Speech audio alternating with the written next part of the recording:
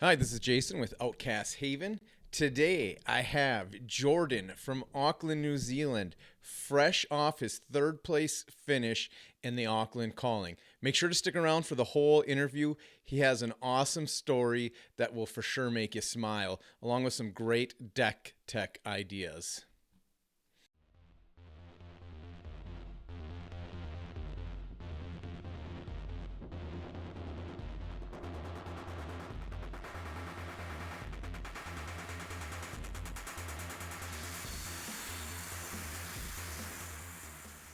Whereabouts are you in New Zealand?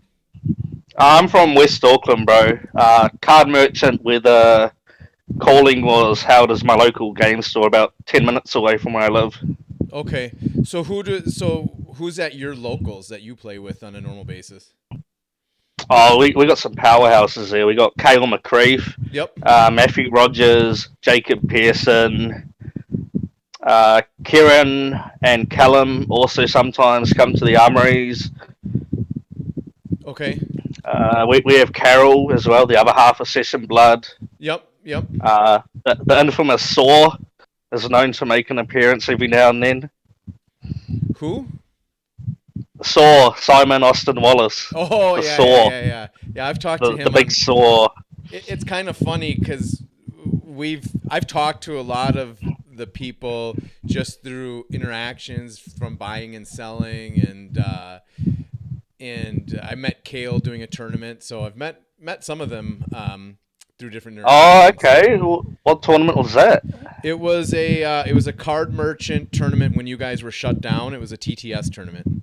Oh, at one of the Metrics Daily Anytime League. Yeah, that might have been it. Yeah, it was Oh, fun. yeah, sick. I Oh, got sick. destroyed, so it was fun. Did he Uh, 40 life you? no, it was a blitz tournament. He 23 lifed me in a blitz tournament. Oh, okay. Damn. Was he on Guardian? Yep, yep. That Oh, was yeah. early on for me, so that was probably back in August. So it was a Damn, I didn't even know they were playing Blitz then. when did you start playing the game? I've been around since the very beginning. Okay. I missed out on the worldwide premiere event, unfortunately, but I got my product like a day or two before the official release, Okay. and then just started playing from then. Okay. 30 people at these armories that we have almost every night. There's about 4 to 5 every week. So you have 4 to 5 events that you can go to on a weekly basis. Yep, and these are just the armories Okay. that you get. The LSS give the stores the armory kits for with the cold foil heroes of the month and the cold foil crazy brew and the people's champion playmat. Okay. Yep.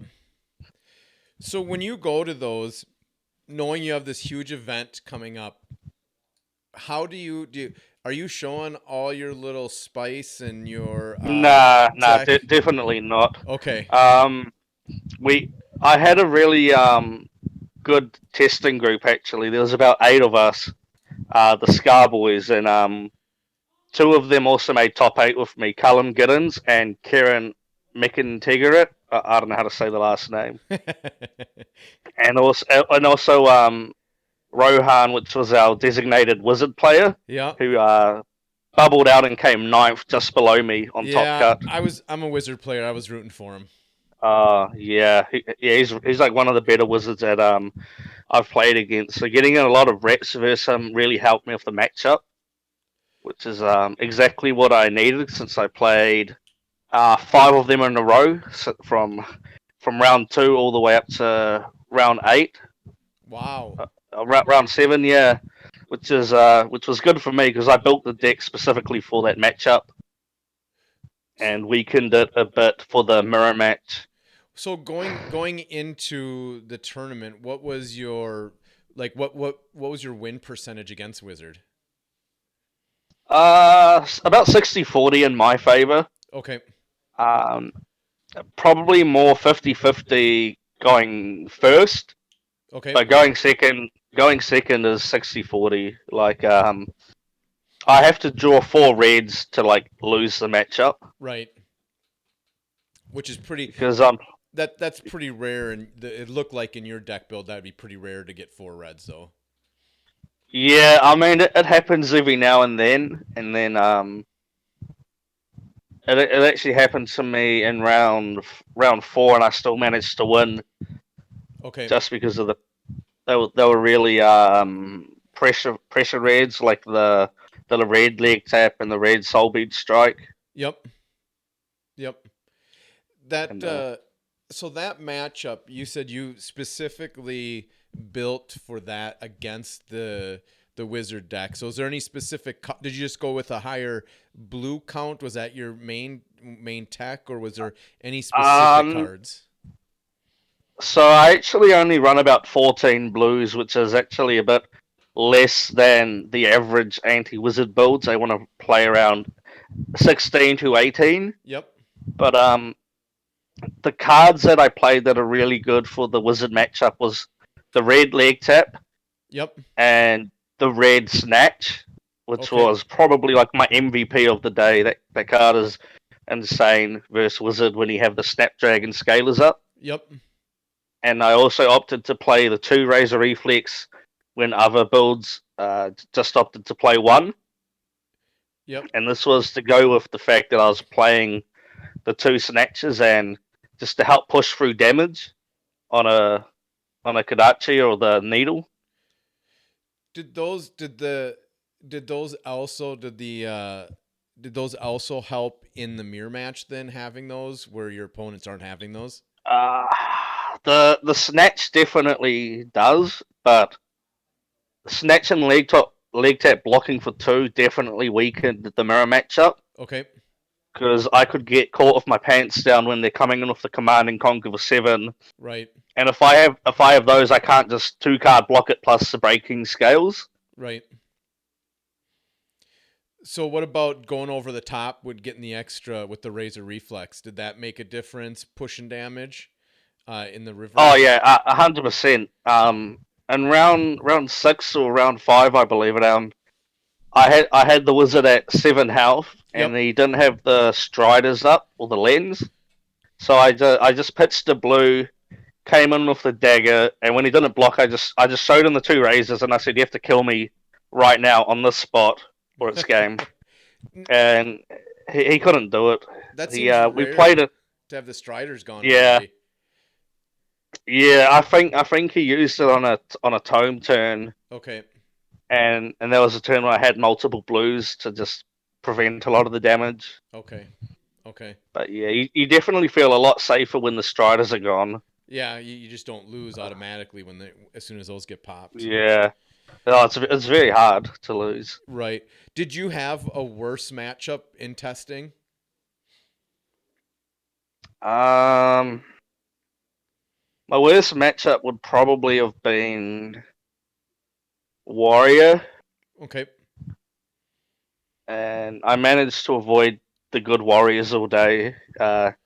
Like Jason Thompson Sheck, who top aided, and Tom Penny, one of my teammates. I managed to dodge them all day. I only played one Warrior, and he was like a newer player. I think he's only been around for like a couple months now. Okay. And so And is it just the Warriors' constant fact that they can go so wide against you? Is that what makes that a tough matchup for Ira? for me, I just struggle with the matchup in general because they have a lot of combat tricks Yep. and they have a lot of armor, referred to as the fridge.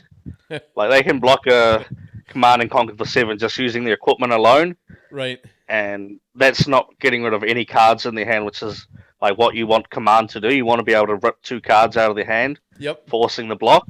Right. But when they can just put the fridge in front of it, I've just lost one of my power cards, and they've just gotten a couple battle worn counters. Okay. Did you, leading up, knowing that was one of your bad matchups, did you put a lot of extra work into that matchup then? Yep, yeah. I played my teammate Tom Penny probably about 20 to 30 times a week. just that one matchup, and we alternated going first, going second, Yep. playing with the needle or playing with the two Kodachis. Yep. And And I eventually came to the conclusion that it is too risky to play the needle blind against warriors that I don't know how their deck's built, because there were a lot of out of Aucklanders coming to the event, and if they were playing stuff like Springboard Somersault or more than just the two blue shunts, it could just break the needle turn one, and then I'm at a serious disadvantage. right. Did so going into it, I talked to Kale before. He assumed his meta call was wizard. It would be heavier wizard, and it ended up being a heavier Ira. What was going into it? What was your meta prediction? What were you Yeah, feeling? exactly the same. I told Kale that there would be. I thought that there would be about almost double the amount of wizards as Ira, and I was so wrong. I think there was a breakdown somewhere, and it was insane the amount of Iras compared to wizard. I think there was like 30 to 46. Right. Yeah, I think there was I think you're right. So to follow up with that, in locals, were you guys seeing Ira's win more in that matchup that Only when caused I played it. what's that? It was only winning when I played the matchup. A lot of the other boys, they were either not showing like their tech, or they were just struggling with the matchup.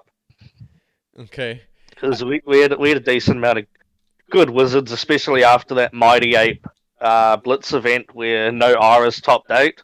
A That lot of the other Ira players lost their confidence seeing that. that's what shocked me so much is so a couple things that I shocked, and I'd be curious in your feedback is one is I expected to see a lot more wizards.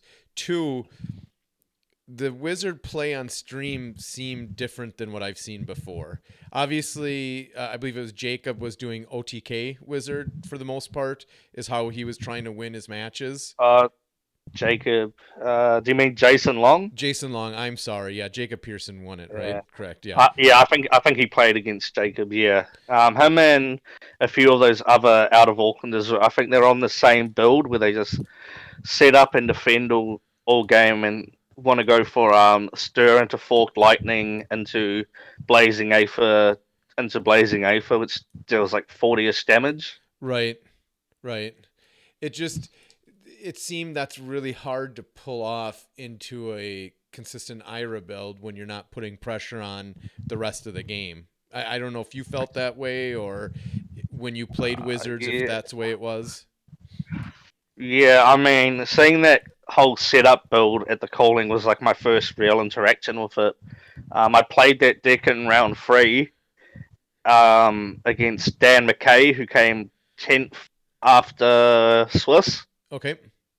and that was the only wizard matchup I lost because I drew I think 8 to 10 blues in a row, which usually against wizard is like premium, but when he wasn't doing anything and just setting up potions and opting with whispers and just setting up, and I couldn't really put enough pressure on him. I was like, yeah, this isn't going good.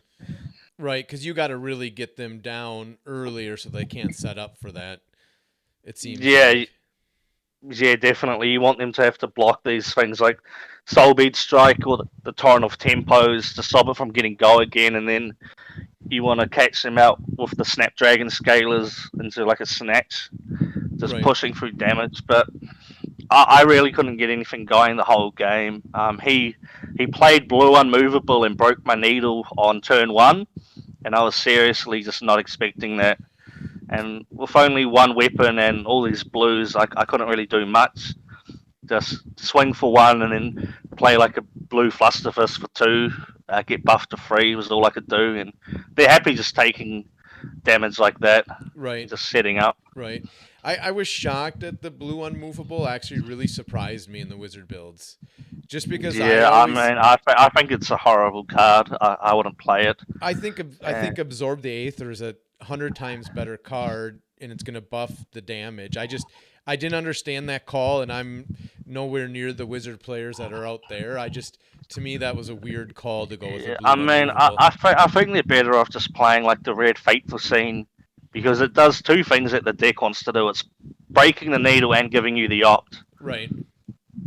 Yep. Uh, No, I agree. I just thought that was a weird call. So, that's yeah, I mean, interesting. I see where they were coming from. Like, it's just the blue that you just pitch, and it would help against like the needles or the torrents for 6. Right.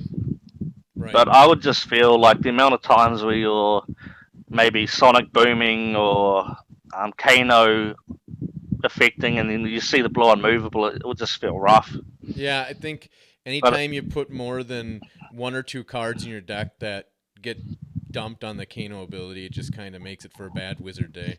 yeah, I mean, because they already have the eye to worry about, and then Right. two Right. copies of the blue unmovable.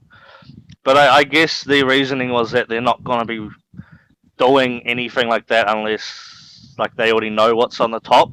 Right. Right. Interesting. Yeah, that's an interesting build that I don't know if that got, sometimes you get too cute when you're building, trying to really tech too hard, and I don't know if that hurt the wizard players or not. I was shocked not to see more wizard players in, and I know with them being so powerful, a lot of people teched specifically for them, and it definitely showed. Yeah, I mean, it worked well enough with Jason. He ended up with the top 8 spot for it. Yeah, he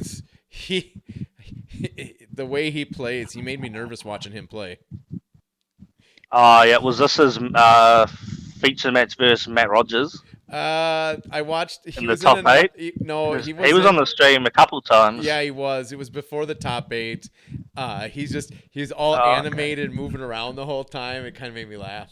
Yeah, He was all. yeah, yeah. I was watching some replays the day after, and I think when he was playing the Control Dash player, Anthony, shout out to you, bro, part of my team. I was just watching it, and it just looked like he pulled off the combo thing, and you see him kind of just jump up from the table and walk around for a little bit. Yeah, I didn't know. I thought he'd lost. Like I was trying to count everything. I'm like, what just happened? I think he just got too hyped, and he was like flexing on him. The hype pulling off the sick combo on the stream. uh, yeah, it was. I was like, everybody thought he was gonna lose. That was in the comments. I'm like, I don't know. He seems like he's stacking the deck pretty good, and he ended Oh up yeah, he knew exactly what he was doing. He's a really absolutely. smart player. And then he Yeah, it's opted. insane. It was funny because he opted at the end. He's like, "Yep, those are the cards that are supposed to be there," and just went off with it. Yeah, yeah. When I played as I think I don't know if they're testing partners or what their situation was, but when I was playing the Dan in round 3, he just kept on counting his deck, and I just knew he knew exactly where everything is supposed to be. And they're very smart players, Yeah, it which is makes a scary, difference. giving them wizard. Yeah, when you can count and keep track of your count to know exactly when those Yeah. cards are coming, and that's one thing I've started working on, and I think it's in that deck you have to is counting, Oh, 100%. so you know when your stir fork combo is close, so you can set everything up. So I Yeah, get that. I think it's just too much work to have to try and do for over 11 rounds. I can't It would imagine it. just be so mentally draining in I an already draining event. I absolutely could not imagine doing that for 11 rounds. You're absolutely right. Nah, I'd be done. yeah, so you got to give props to these wizard players, sticking to the hard deck Yep. because they put in a lot of work as well. So with your deck, when you got to your final version that you brought to the calling, like how many days out before and how many reps did you have into when you got your final version done? Thousands. I tried so many different things over the course of the months and weeks leading up to the calling. I tried 4 sigils at one point, the 2 red, 2 yellow, Yep. and it was amazing for the wizard matchup. It almost made it like 70-30 if Right. I could see them early, but you just get really punished in other matchups, especially the brute matchup, which I thought a lot of more players would be playing the brute claw deck that we tested for a long time, Yep. where you basically are just setting up all game, and then you get the 2 blood rush bellows off, and then swing with a claw, and then pop the cross strap and come in with a big attack for Wow. almost game. Okay. Yeah, that was the deck I was afraid of. I didn't know how many other people outside of our group knew about it. Right. I know Matt and Jacob said that they tested it and just wasn't their style. Especially Matt Rogers, he's a guy that likes to play decks where he can control everything that's happening and doesn't like the randomness aspect of it. Right. Right. I can see And that from his decks that he's played for sure. yeah, like, I could not see Matt Rogers ever once using the scab skin lever to roll. It's just not methodical. Right. Right. No, I could see that. So going into that, you've probably played Matt Rogers many times, correct? I would assume. Yeah, I've played him a few times. So how was it going up to him knowing that he was 11-0 Swiss? And I watched this one live. I think your match against him was the last one I watched because it was a little after 2 a.m. here by that time. Yeah, it was so late. Yeah. So how did I feel? How was you, like, were you calm? Were you nervous about it? Did you feel pretty confident going into that match? I definitely was hype, actually, because I wasn't expecting to top 8. Actually, I'll tell you a funny story. So I finished, I believe, 8-3, and I had lost round 3. Okay. So I thought that I had to go 9-2 to lock in the top. Yep. Because of that early round loss.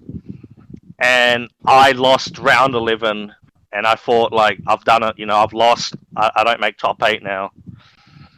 So I put my bag back in the car, actually. I walked all the way to the car park, and I was just like, I was going to stick around and watch my teammates play, support them, but I didn't want to carry the bag around, man. I was getting sore. So as they were reading out the toppings, they started at 32nd place, because anyone that placed 32nd or higher got $200. So they read out all the way from 32nd place to 10th place, and they hadn't called my name. And I thought, oh man, if I'm 9th, like, just get this over with. And then they go all the way up to 1 and read 1 to 7. So at this point, I still haven't heard my name. And then they call up my name at 8th seed, and, like, the crowd was going wild. Like, all my boys were, like, jumping into me, pushing me around. Oh, it was awesome. So I was the furthest thing from calm going in. I was so happy, so excited. I didn't care that I was up against, the 11-0 reigning champion Matt Rogers. I was like, I was on top of the world already. That's an awesome, number one, that's awesome to hear about the cheering. I mean, that's why these events are so much fun, is all the people you meet and the friends being there. So that's a great story. Thank you for sharing. Yeah, it's awesome. I knew you'd appreciate that one. Yeah, that's great. So, because I have the picture up, and people that are watching will see the picture of you. You look extremely calm, shaking his hand. Yeah, I don't know when that photo was actually taken. I don't know if that's the pre-game photo or the after-game photo. But I wouldn't say I was nervous, but the pressure was getting to me. We were both making huge misplays in that game, since we were both very tired. There was a spot where he came in with the dagger for 1 and the red soul beat strike for 5, and I completely forgot about the Ira +1. So I blocked it with a card out of my hand and the breaking scales.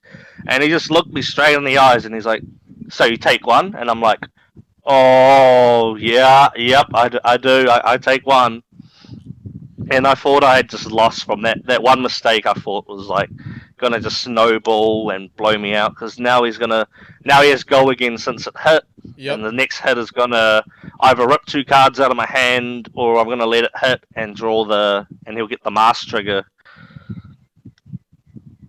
So what? So you could, How did you recover from that? man, honestly, I can't tell you. I think I think the fact that he was also making like pretty big mistakes just from fatigue. Yep. Like there was a spot where he just randomly threw out the command and conquer without thinking about it. And Yeah, I when I saw watched that. yeah, I mean I don't blame him. He just won 11 rounds, so Right. you know, he's fatigued. Like the event started at 10 a.m. and there were issues with the pairing software. There was like a hour-long delay between the end of round two and the start of round three. It's Oh. just yeah, so it just made like a long day even longer. They had to do manual pairings for like the first 2 rounds after that, so it was just taking forever. Yep. So Would yeah, if you did an event like this again, would you like to see it over 2 days, where top cut, or where you're not playing that long in a day? it's hard to tell because I had such a fun time just playing it all in the one day, but at the same time, I think top eight should definitely be like a day two event, especially when it's double elim. Yep. It's just a lot of games, a lot of hours. Like the LSS staff, I could see were getting a bit fatigued from Yep. from the long day as well. But I don't know. I think it should be 2 days, but I'd be more than happy to just the gauntlet again. So the other thing I noticed, in the handshake, is the amount of bling you're wearing on your hands. Yeah, yeah. I heard it looked really good on the stream, and I got a lot of comments about it. Yeah, yeah. Is that a typical, you just put all of them on and going in style? Yeah. I've got a bit of a rep for just wearing them at these armories and just showing off. Yeah. It doesn't fatigue you for putting the cards out any faster, because you're weighed down by all the gold. I'm used to it. It's like Goku and Piccolo with their weighted clothes. I, I'll just take the rings off and like my hands are gonna be moving twice as fast now. uh, did you? I mean, do you get, on a long day like that? Do you get into any, like, kind of just like an autopilot where you don't have to think through your moves as much, or does every matchup in that long day where you're constantly thinking? Yeah. There were spots where I just let the hand play itself out. Especially like these really simple hands where it was just obvious what I was gonna do. Yep. But when I got in these spots where I could play my hand like five different ways with like the way I'm gonna order these attacks and what mode I'll give the E strike. Will I end the turn with the E strike for 7, or am I gonna play it mid turn, give it go again, or Right. yeah, there were times where I had to really think, and knowing that if a game goes into time, it's an auto draw. Just really starts stressing you out when you need to think about things because you don't want to spend too much time thinking because if you get the draw, it's just horrible for you and your opponent. Right. Right. Did you hear of many draws that happened in the tournament? Not near the higher tables. Okay. I don't think because a lot of us in like the top 14 to 16 tables, we pretty much were all familiar with the card, so Yep. we knew exactly what was happening all the time. So you're not, yeah, you're not worrying about that. So going, Nah, and And with like the cards being so like the limited card pool that we have, there's never really a spot where like someone plays a card and you're like, oh, what does that do? Because you just know what it does. Right. Yeah. By the sounds of the reps that you got in, you got a pretty good idea what's in the card pool. Yeah, I don't think I get surprised anymore when I see a card. I usually just know exactly what it does. So, any advice? So, for new players, especially over here in the U.S., we're just coming into where we're just starting to get some in-person play happening. Here in our state, we had an armory event a week or two ago. We got another one coming up. I know Texas is having them. Florida's starting to have these tournaments. What advice would you give to somebody going out to start tournament play? Just get familiar with the power cards for each class. Okay. Like for example, like you need to know what the Warrior's Valor does. You need to know what the attack reactions, especially. You want to know that with how much resources they have available, you need to be able to calculate the worst case scenario if they have the singing into the glint. Yep. Or a route is a really good thing that it's not easy to do. It takes a lot of reps. I still miscount and end up getting blown out by like an overpower. And just getting reps in and being familiar with your deck, so you know exactly what's in your deck when you just go through your graveyard. You know how many sigils you still have left.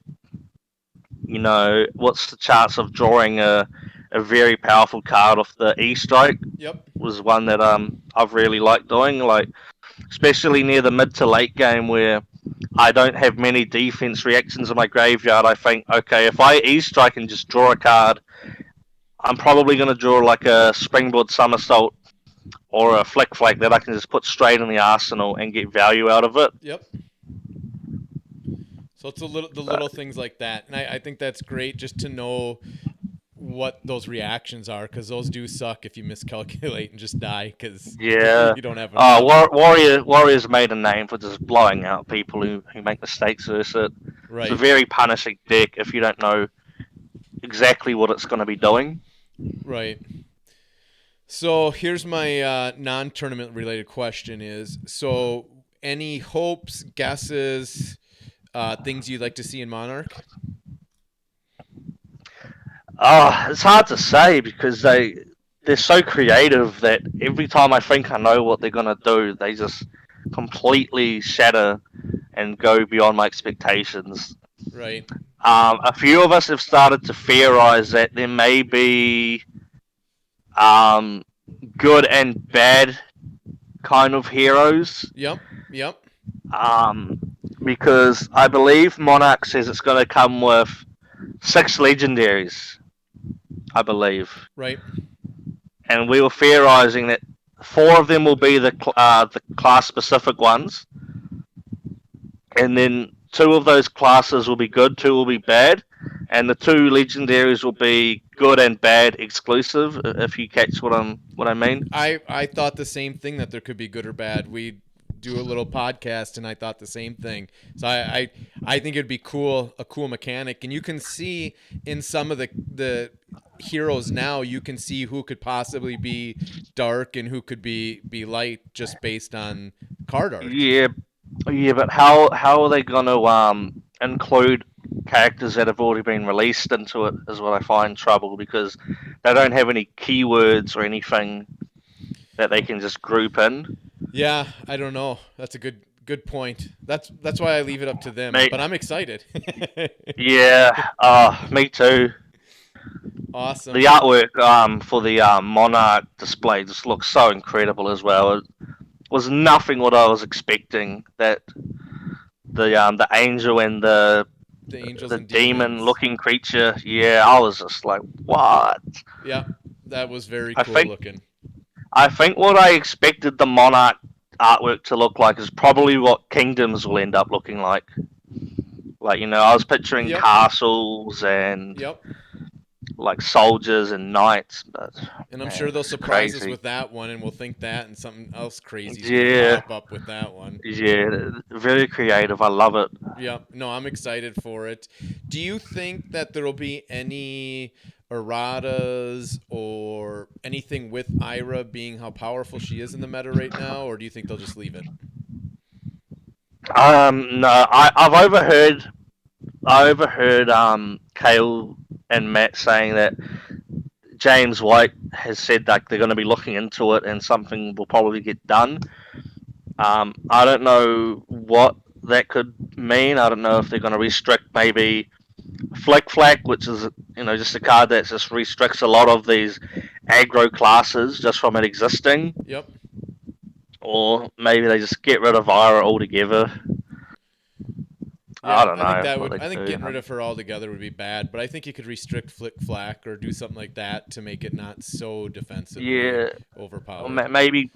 maybe ban Drone of Brutality. That card is a superstar, isn't it? Yeah, yeah. I originally wanted to play without it, but I just realized like I just lose every mirror match without Drone, and I've come to really love that card. Yeah, it showed up in so many. I mean, I watched that stream. We had a little armory sealed event, and it was a 2 hour drive from home, and we turned that on in my truck and had it going till we got home, and I watched till 2 in the morning, and it was drone of Oh, that's brutality. awesome. Yeah, drone brutality was Yeah, amazing. yeah. The reoccurring threat. You just pitch a blue, tack for one with your dagger, then swing for seven, and it just So keeps good. on coming back. Yeah, and it It just keeps keeps coming on back. coming back. And then you can Yeah. block with it too. It's an amazing Yeah, card. you block their second dagger, where usually you feel bad about losing a card, but it's just drone, bro. It just comes back. Yeah, Oh, that's awesome. No, it's amazing just to top and then for you to get third in this field is really really amazing. So congratulations on that. That's oh, an awesome thank you so achievement. much, man. I, Yeah. I really appreciate that. Yeah, and I got a I was a bit of a dark horse underdog going into the whole event. I hadn't topped any major events. I topped the road to nationals or two, but those were usually like 30 to 40 people max events, right. and I missed out on being able to attend nationals, so I didn't get to make a name for myself there. I thought I'd let Matt Rogers have his moment. He, he was on a bit of a tear through all these road to nationals, and I thought, man, if I show up to Nats and just win it all, then Matt's not going to get the praise that he's getting. So I let him have that one. That was Uh, nice uh, of you. Very kind. Very kind. yeah, yeah. I wanted to make everyone feel like they had a shot. Yep. Yeah. Oh, that's awesome. Yeah, uh, we're excited to have big events here. It just from watching the that's stream, amazing. hearing your story, that's a great Yeah. story to hear. And Uh, uh, it's been hard. I've got the post event blues where I just want to do it again. I just want to go and play for hours on end. yep, yeah, I hear you. We're excited. Like I said, we're super excited here. We're having an armory event where we're doubling up sealed into a blitz, and I'm so Oh, excited. that sounds awesome. Yeah, it's What two what are you weeks doing? away. Arcane sealed or? I don't know. We did WTR last time, so I'm trying to get him to do Arcane just so it's something different, and so hopefully that's what we do. And Oh either yeah, way, I'm super pumped to do it. yeah, man. It's such a fun game, I added some cards into my especially. wizard deck specifically for the damn Iras, so we'll see how it does. Okay, yeah. You just chuck in the fateful scene. I That's all she actually wrote. I went to absorb the Aether, but I also threw in two Moonwish because it doesn't. If I hit him on a Kano, I can still gain my life and I can still Kano again. So it didn't feel bad to just get shut down on a Kano turn. And so far, Oh, it's okay. tested pretty good. Or not Moonwish, So how, Sunkiss, Sunkiss. the Sunkiss, right? Yeah, Yeah. not Moonwish, Sunkiss. Yeah, I apologize. Oh yeah, yeah. That's like the Kano exclusive sigil, right? Yeah. Cause I mean, it's expensive, but sigils. I ran sigils in Kano, and it destroys the deck. It like Yeah, really we just get hurts. in the way, right? Yeah, so we'll see how it goes. Like I said, I'm trying to do what you do and get as many reps into it as possible. It seems to do very well against some of the aggro decks, except the only deck it really struggles into is James White's Blitzcon dash boost deck. Just destroys it every single time. That deck is so Yeah, you got to go fast against Wizard, yeah, and Dash does that. yeah. Dash does that extremely well. So, but other than that, yeah, I'm with you. I'm super pumped to just do tournaments. But when is your next? Do you guys have a schedule for your next big one out there? I'm not sure. I don't know if these skirmish events that they've been promoting, I don't know if they're going to be big events or if they're just going to be, kind of like Auckland big compared to worldwide big. Right. But I think there'll probably be another calling this year, or if not, well, there'll be still nationals at least where you get to play the road to Nat seasons leading up to it. Yep. So there's definitely a lot of stuff we're looking forward to, especially with Monarch being released to shake things up. I'm just not sure how we're gonna be playing after Monarch release. I don't know if people are still going to be wanting to play Blitz with these new cards, or if we're going to go back to Classic Constructed, or maybe alternating. Right. Do you have a preference? Do you enjoy Classic Constructed or Blitz more? I mean, Classic Constructed is what I grew with and learnt with, and Yep. came to love. But I do have a lot of fun playing this Blitz format, where a lot of decks are more viable than they are in Classic Constructed. Like especially Wizard, that's a deck that I don't think I've ever lost to it outside of Blitz. Like Right. 30 life is just way too little, Right. and 40 life is just way too much damage to have to do. Right. Do you run Ninja then in Classic Constructed as well? Yeah, I've played Katsu since release. Okay, nice. So when I played versus Wizard, I didn't bother with any null rune. I just went full armor, and just raced them. Very cool.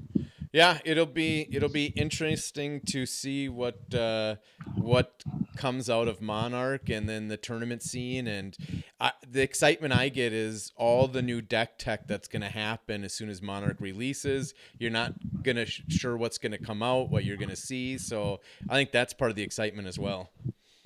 Oh yeah, definitely. The generics are usually what I look forward to the most in these sets, to see what classes got indirect support. Right. Like Command and Conquer was a huge card for our Brute to get, just a 6 power that costed 2 and had an incredibly powerful effect. Really helped the deck. Yep. I think Command and Conquer is one of my favorite cards in the game. It's my favorite card when I'm playing it, but when I see it, I wish it was anything else. Yeah, it sucks to play against it because it's an automatic. Yeah. You drop into, or the consequences can be so bad. Yeah. That's why you got to bait them and put the sigil in your arsenal. So when they play the command, they've just gotten rid of a real powerful card, and you're just like, sweet, I'm just going to gain 3 life and just block for a little and just take vanilla damage now. Yeah, see right there. There's a pro tip for everybody out there. Arsenal the sigil, don't throw it out. Right, Arsenal the sigil. Get him to bust that Command and Conquer early. Get it out of the way.